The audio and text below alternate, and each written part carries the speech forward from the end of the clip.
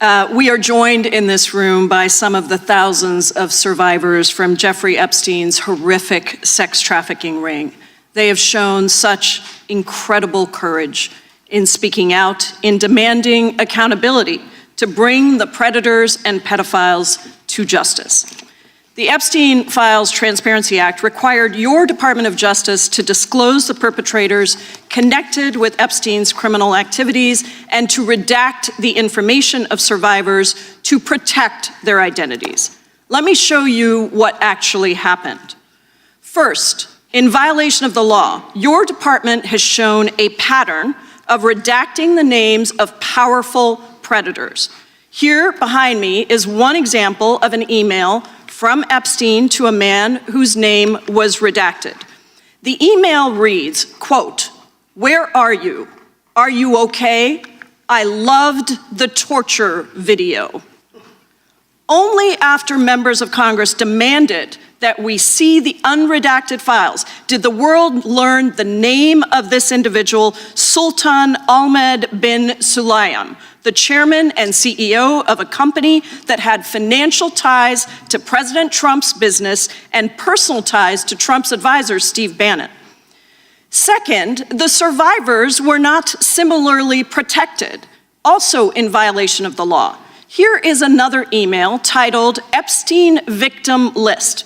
We have blurred the names of the survivors for their protection, but your Department of Justice initially released this list of 32 survivors' names with only one name redacted, along with numerous files that disclose not only the names, the emails, and the addresses of survivors, but also nude photographs and even the identities of Jane Does who had been protected for decades until your department released their names.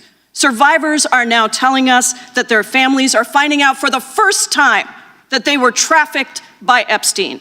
In their words, quote, "This release does not provide closure. It feels like a deliberate attempt to intimidate survivors, punish those who came forward, and reinforce the same culture of secrecy that allowed Epstein's crimes to continue for decades."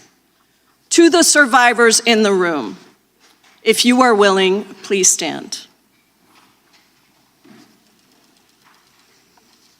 And if you are willing, please raise your hands if you have still not been able to meet with this Department of Justice. Please know for the record that every single survivor has raised their hand. Attorney General Bondi, you apologized to the survivors in your opening statement for what they went through at the hands of Jeffrey Epstein. Will you turn to them now and apologize for what your Department of Justice has put them through with the absolutely unacceptable release of the Epstein files and their information?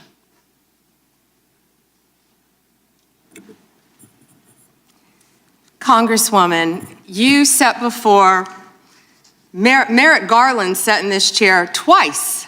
Attorney General Bondi, no, can I finish my answer? No, I'm going to reclaim my time because I asked you a specific question that I would like you to answer, which is, will you turn to the survivors? This is not about anybody that came before you. It is about you taking responsibility for your Department of Justice and the harm that it has done to the survivors who are standing right behind you and are waiting for you to turn to them and apologize for what your Department of Justice has done. Members get to ask the questions, the witness gets to answer in the way they want to answer. The Attorney General can That's respond. not accurate, Mr. Chairman. Because she doesn't like the answer. Time. So, Mr. Chairman, why I have asked didn't she ask Merrick Garland this? I'm reclaiming my time, and when I reclaim my time, it is Mr. Chairman, the gentlelady's reclaimed her time. I'm not going to get in the gutter for her theatrics. The time belongs to the gentlelady. The gentlelady has 17 seconds. Thank you. you're not going to answer this question, so let me just Chairman, say this. I'll direct it to What a you. massive No, I'm cover-up. answering a question. Chairman, will you restore her time? The witness I'm is not gonna get in interrupting. the gutter with this woman. Stop the She's time doing and theatrics. let me have my time. The gentlelady from Washington controls the time. The gentlelady has 17 seconds. You can proceed with your final Thank you. 17 seconds. What a massive cover-up this has been and continues to be. Donald Trump made the release of the Epstein files the center of his political campaign because he thought it would benefit him. Then you got into office, Attorney General, claimed to have a client list, only Regular to order. then say that there was no list. Your deputy, Todd Blanche, met alone with Ghislaine Maxwell and transferred her to a minimum security prison. And now you continue the cover-up. And I wish that you would turn around to the survivors who are standing right behind you and on a human level, Chairman, apologize Chair now to recognizes the chair. them on what you have done. The time of the gentlelady yield expired. back. The gentlelady, you have no time to yield back. Theatrics. We appreciate that. We appreciate the thought. During a tense hearing, the handling of the files related to Jeffrey Epstein by Pam Bondi sparked deep outrage. Instead of demonstrating accountability and transparency, the Department of Justice under her leadership has been accused of violating the very principles it is meant to uphold. While the identities of powerful individuals connected to the case were suspiciously shielded, the information of survivors, including names, addresses, and even highly sensitive personal details, was carelessly exposed. This was not just a legal failure.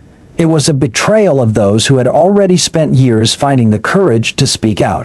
This contrast creates a troubling image of a two-tiered system, one that protects the powerful while exposing the vulnerable. When directly questioned, Pam Bondi failed to provide clear answers or offer a direct apology to the survivors standing behind her. Instead, what followed was evasion, delay, and deflection, responses that only deepened suspicions that this was not merely an error, but part of a broader pattern of opacity. Even more concerning, the uncontrolled release of information forced many survivors to relive their trauma in a new and devastating way, as families and communities learned about their experiences for the first time. What should have brought justice and closure instead inflicted renewed harm. When survivors describe this release as an act of intimidation and punishment against those who dared to come forward, it ceases to be an administrative issue. It becomes a crisis of trust. Ultimately, what fuels public outrage is not only what happened, but how it was handled. A formal apology means little when it is paired with irresponsible actions. Silence and evasion at a moment that demanded clarity and accountability have transformed Pam Bondi from a figure of justice into the center of serious and unresolved questions about responsibility, ethics, and whether this system truly stands with those it is meant to protect.